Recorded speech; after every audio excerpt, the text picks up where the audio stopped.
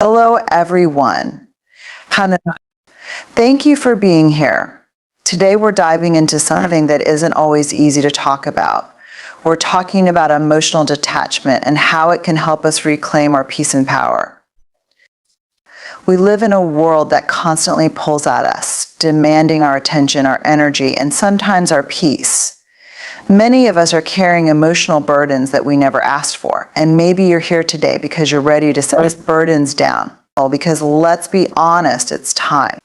You see, emotional detachment doesn't mean you're uncaring or cold-hearted. It's about creating boundaries between who you are and the expectations, judgments, and energies of others. Emotional detachment means choosing what you're willing to take on and what you're ready to let go of. It's about protecting the part of you that's sacred, the part of you that belongs only to you. First, we need to understand why we're holding on to things that hurt us. Why do we let other people's actions or opinions define how we feel? When we understand that, we gain the power to step back and say, this doesn't belong to me. Think about it. How many times have you carried the weight of someone else's choices, someone else's moods, or someone else's view of you?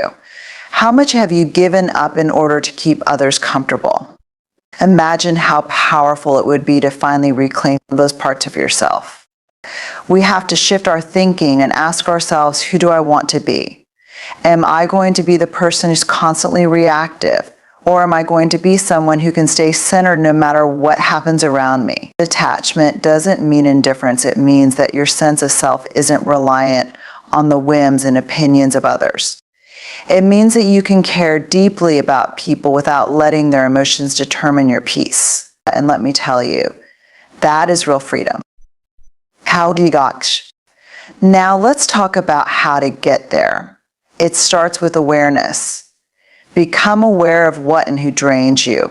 What makes you feel less than, what makes you feel unworthy or small. Notice those things without judgment. When you realize how certain people or situations impact you, you can begin to make choices that honor you. Then focus on what you can control, your reactions, your energy, your peace. People are going to do what they do. They're going to be happy. They're going to be angry. They're going to criticize. They're going to praise. But none of that needs to shape who you are.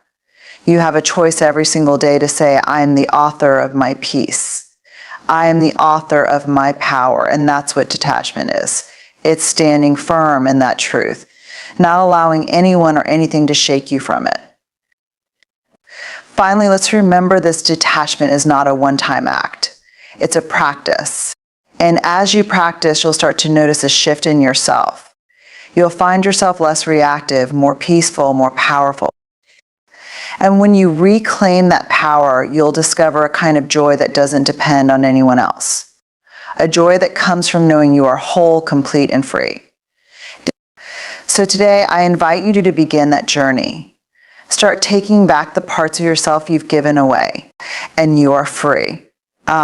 When we talk about emotional detachment, I know some of you might think it sounds cold or indifferent. You might even worry, if I detach, am I losing my compassion? Am I shutting myself off from the people I care about? But here's you deserve peace, and that peace can only come when you're not tangled up in what doesn't.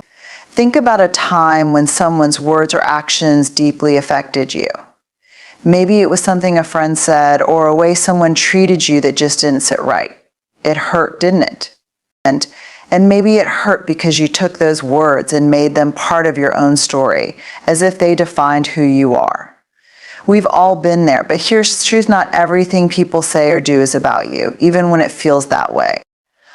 People carry their own struggles, their own insecurities, and sometimes they project those onto others. Emotional detachment means stepping back and recognizing that those projections don't define who you are. When you set boundaries, you're saying, this is my space, my energy, and I decide what gets in and what stays out. Boundaries don't mean you love people any less. They don't mean you're closing yourself off. Boundaries simply mean that you love yourself enough to keep negativity and unnecessary hurt arm's length. And I want you to know this, it's okay to love people and still keep your peace. It's okay to care deeply about someone without letting their storm shake your foundation. Letting go of other people's opinions and judgments doesn't make you a bad person. It makes you strong. It gives you the courage to say, I am worthy of a life that feels good to me. I am worthy of setting the terms for how I let others impact my peace. And we're all going to have moments when someone close to us doesn't understand our boundaries, when they question why we're detaching. But that's okay, because ultimately they don't have to understand it for it to be valid. You don't owe anyone an explanation for choosing peace, for setting a line between yourself and other people's chaos. When you emotionally detach, you give yourself space to be who you truly are without the weight of what others think or expect. You don't let every whisper or every opinion drag you down, because you know who you are. You have your own truth, your own peace, and you're allowed to protect that. And that's a kontor. Because you're a matter about quality you. And tanstekt. Let's talk about recognizing what's yours to carry and what isn't. So many of us are moving through life holding on to things that don't belong to us, thoughts, judgments, expectations, even other people's pain. And we carry these things like they're our own, not realizing they weigh us down, clouding our sense of self. Imagine if every hurtful word or disappointed look from others became a stone, and each one went right into your backpack, right onto your shoulders. How heavy that. We live in a world that sometimes teaches us to pick up other people's problems, to make their views and feelings our own, as if somehow we're responsible for making everything right for everyone else. But the truth is, when we take on things that don't belong to us, we're losing pieces of ourselves. And there comes a point when you have to ask, is this my responsibility, or is it something that someone else has placed on me? Because not everything that others try to give you is meant for you to hold. And sometimes people project their insecurities, their fears, and their pain onto you. They may judge you for things they haven't healed in themselves, or criticize you because they're carrying pain they don't know how to process. And if we're not careful, we take these projections personally. We internalize them, and they start to shape how we see ourselves. But when you step back and say, that's not my pain to carry, you're giving yourself the freedom to be who you are, unencumbered by the things other people haven't yet dealt with in themselves. I want you to think of a time when you felt responsible for someone else's happiness, their approval, or even their anger. Maybe you changed how you spoke, how you acted, or even how you lived, just to make sure they were okay, to keep the peace, or to make them happy. But in doing that, you may have sacrificed your own peace. You took on the responsibility of keeping someone else's world in order, even if it cost you a little piece of your own. The truth is, you can love someone and support them without carrying their burdens as if they were yours. Releasing what isn't yours to carry is an act of love for yourself. It's saying, I can be compassionate and kind, but I'm not obligated to solve every problem, to make everyone happy, or to live up to everyone else's expectations. This isn't selfish, it's a form of self-care. You get to choose what stays in your life, what you give your energy to, and what you let go of. And when you let go of what doesn't belong to you, you create space within yourself for your own peace, your own dreams, your own happiness. When you learn to distinguish between your burdens and someone else's, you're not abandoning anyone. You're giving them the gift of facing their own challenges, just as you face yours. And you're allowing yourself to stand strong in who you are, knowing you can love others without carrying their weight as your own. Because in the end, you are responsible for your peace, and they are responsible for theirs, protecting your inner peace. Now, this is something that so many of us forget to prioritize, even though it is absolutely essential. I want you to think about your peace, your core, as a sacred, quiet space within you. This is the part of you that remains steady no matter what is going on around you. It's that place that knows your worth, that whispers truth to you when the world gets too loud. But here's the thing that's sacred, quiet space. Your peace needs to be guarded. It's your responsibility to protect it, because nobody else can or will do it for you. Life will come at you with all sorts of noise and distractions. People will test your boundaries, pressures will mount, and life's demands will keep on knocking. And if we're not careful, if we're not mindful, we start letting things creep in that chip away at our peace. The opinions of others, their expectations, the endless shoulds and ought tos, they get in and they start cluttering that quiet space within us. They start taking up room, pushing our own thoughts and feelings to the side until we forget what our own voice sounds like. When you protect your inner peace, it means having boundaries, a filter that keeps what doesn't serve you from getting in. It means knowing what you will and won't accept into your space. Who and what you allow to have an impact on your energy.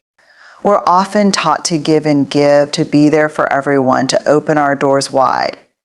And while generosity and compassion are beautiful, necessary things, they're not meant to come at the expense of your peace.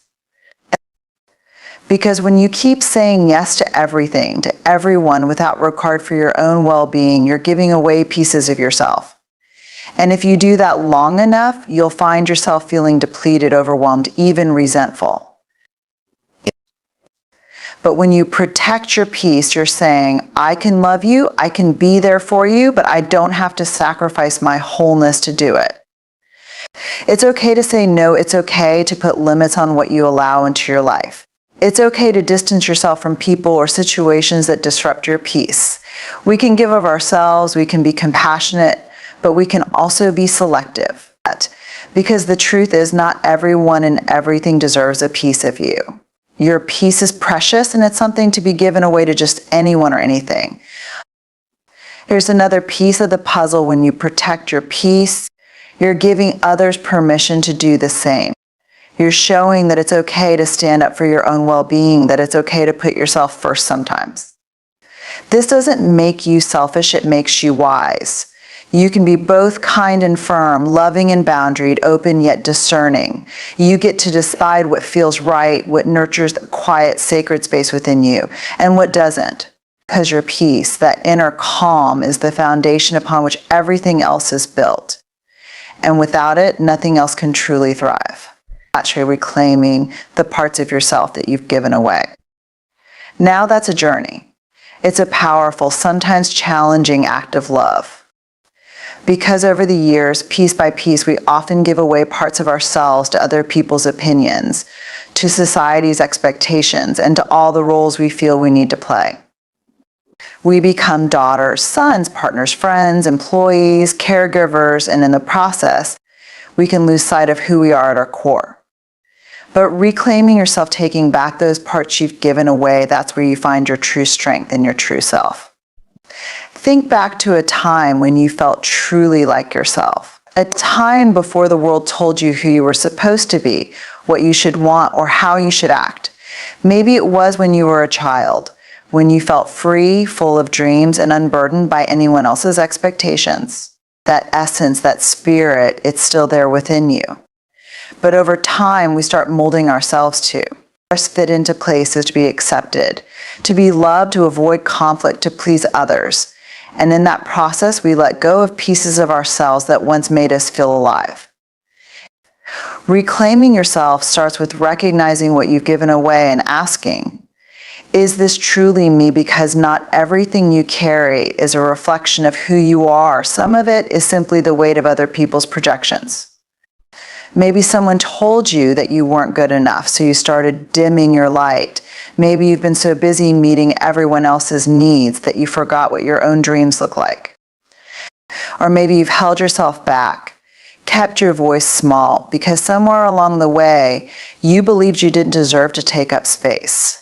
This journey of reclaiming is about peeling back those layers and rediscovering the parts of yourself that have been buried, ignored, or forgotten. It's about saying, I don't have to be what anyone else expects of me. I don't have to fit into a box. I get to define who I am. It's an act of courage to take those parts back. It's an act of healing to say, this process isn't always easy, and it may take time. Because let's be honest, there will be people who don't understand, who might even resist you stepping into your full self. They're used to the roles you play. And when you start taking those pieces back, you may feel some pushback. But remember, this isn't about them. It's about honoring yourself enough to say, I deserve to feel whole. I deserve to be fully me. In this journey, you're reclaiming more than just pieces of yourself. You're reclaiming your joy, your dreams, your voice, and your peace. You're reclaiming the right to live a life that feels good to you, not a life that simply fits the expectations of others. And when you do that, when you gather it's a journey, yes, but it's one worth taking, because there's nothing more powerful than living a life that's true to who you are. And when you stand in that truth, fully owning all of who you are, you give others the courage to do the same. And because you are worthy of being whole, just as you are. Let's talk about choosing who you want to be. I mean, really deciding if you want to be someone who's reactive, constantly affected by what's happening around you, or if you want to be someone who's centered, grounded, unshaken. Because that's a choice we each have, every single day. Life will always be full of ups and downs. When we react, we give our power away. Someone says something hurtful and we react. Things don't go the way we planned and we react. It's instinctive, it's immediate, and it's often out of our control. And reactions come from a place of emotion, a feeling like we're at the mercy of the world around us. And when we live in reaction, we let every little thing determine our mood, our energy, our peace. We're like a ship in a storm tossed around by every wave, with no say in where we end up, but to respond instead of react. Now that's powerful. When you respond, you're choosing to pause, to breathe, to consider. You're stepping back and deciding, how do I want to show up here? It's not about ignoring your emotions or pretending things don't bother you.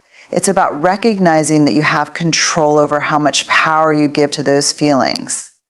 Responding means you're in the driver's seat of your life. You're not at the mercy of other people's words or situations that didn't go as planned. You're steering your own ship, no matter what waves come your way. Choosing to be centered is about anchoring yourself in who you are, rather than in what happens around you. It's about knowing your worth, your values, your goals, and letting those be your guide instead of every opinion, every setback, every unexpected twist. When you're centered, you don't need to prove yourself to anyone. You don't need to jump into every argument, to react to every slight. And I want to remind you that being centered is a practice. It's something we choose over and over again. It's easy to be calm when life is easy. But the real test comes when things get hard. When people push your buttons, when stress is high, when things go sideways, that's when choosing to be centered becomes your superpower. That's when you show yourself in the world that your peace, your self-worth, your sense of who you are is not up for grabs. It's not always going to be easy. And sometimes we're going to slip up, and that's okay. And when you make that choice consistently, you start to build a foundation within yourself that can weather any storm. You start to become the kind of person who doesn't crumble when things get tough, who doesn't lose themselves in the opinions or actions of others. It's choosing to be centered. It isn't about shutting yourself off from the world or pretending that things don't matter. It's about deciding that you matter too much to let anything pull you away from your truth. And you get to decide how you show up, how you respond, and who you are in every moment. Because that power, that choice, belongs to you alone. So focusing on what you can control, your reactions, your energy, your peace is one of the most liberating things you can do for yourself. There's so much in this life that's out of our hands. We can't control what other people say, how they act, or what choices they make. We can't control every twist and turn that life throws our way. But what we can control is how we respond to it all, the energy we bring, the peace we hold within us. And when you embrace that, you start to realize just how much power you actually have. Think about the times you felt overwhelmed or powerless. Maybe it was because something or someone had disrupted your peace. Maybe you found yourself dwelling on what others thought of you, or you got caught up in a situation that seemed so unfair, so beyond your control. In those moments, it's easy to feel like you're just being tossed around, that you're at the mercy of everything and everyone around you. But there is a shift that happens when you turn your focus inward, when you decide to it's a shift. Because in the end, that's what's truly within our power. And here's the beautiful thing. The more you focus on what you can control, the less affected you become by what you can't. You start to find a sense of calm. Even when things around you get chaotic, you start to realize that other people's opinions or actions don't define you. They don't have the power to take away your joy, your self-worth, unless you allow them to. When you own your reactions, you're no longer a passenger in your life, you're in the driver's seat. But now, that doesn't mean things won't hurt or that you won't feel emotions deeply, but it means that you have a choice of what to do with those feelings. You can choose to let them flow, to let them be felt, and then to let them go. You can choose to respond instead of react, to ground yourself in your own truth, and not let. This is about self-respect too. When you focus on what you can control, you're telling yourself, I am worthy of peace.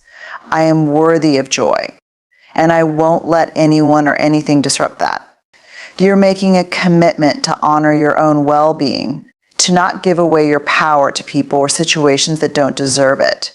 You get to choose what thoughts occupy your mind, what words you speak, and what energy you put into the world. And think. And when you start practicing this, when you start focusing on your reactions, your energy, your peace, you'll find that because true power doesn't come from controlling others, it comes from mastering yourself. It comes from knowing that no matter what, you are capable of choosing peace, of choosing love, of choosing strength. And that choice, that's where your freedom lies. Practicing detachment consistently to find true freedom and joy is a journey of letting go, a journey of choosing peace over attachment, of choosing joy over control. And it's a journey that allows us to step back from the noise, the drama, the stress that often keeps us feeling stuck, feeling small. Detachment doesn't mean we stop caring or that we give up on our dreams, our relationships, or the things that are important to us.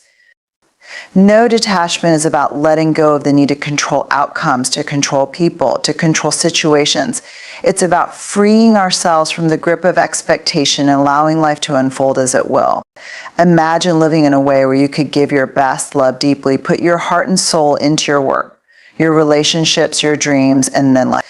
Imagine not being tied up in knots about how things turn out, but instead finding joy in the journey, trusting that whatever is meant to be will be.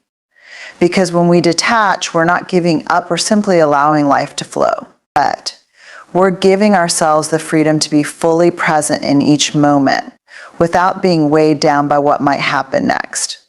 When we hold on too tightly, when we cling to the need for things to go exactly our way, we create tension. We put ourselves in a place of fear and anxiety, always worrying about the outcome, always needing to control. And that control, that tight grip, it can rob us of our peace, our joy. Detachment is about loosening that grip. It's about saying, I trust myself. I trust the process. I trust that whatever is meant for me won't miss me. Practicing detachment allows us to release expectations that may not serve us. It allows us to show up fully with love, with passion, but without the chains of need or dependency. Because when we become attached to outcomes, we place our happiness and sense of worth in things that are ultimately outside our control. And that's a vulnerable place to be. Because if our happiness depends on something or someone else, then we're always going to be at the mercy of what they do or how things turn out. But true freedom, true joy comes from within. It's a joy that's not conditional, a joy that exists whether things go our way or not, because we've learned to let go of control. Letting go is not easy. It's something we have to. We can love, we can dream, we can work hard, but we can also release our grip on what happens next. And that release, that's freedom. That's what allows us to experience life in all its fullness, to feel joy, not because everything is perfect, but because we've learned to find peace even when it's not. When you practice detachment, you open yourself up to surprises, to new possibilities, to life itself. You're no longer trapped in a narrow vision of how things should be. Instead, you're free to embrace how things are, to let life unfold, and to trust that you are enough, no matter what. Detachment is a practice, yes, and it's one we're called to return to time and time and time again. Because with each moment of release, with each moment of trust, we're choosing to be fully alive, fully present, fully at peace, And that is where true freedom lies. Honoring your growth and giving yourself grace, this is where your strength, your resilience, your beauty truly shine. It's so easy to get caught up in the idea that we should have it all figured out, that we should be perfect, that we should never make mistakes.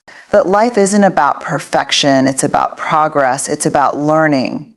And with each lesson, with each step forward or even backward, we are becoming more of who we're meant to be.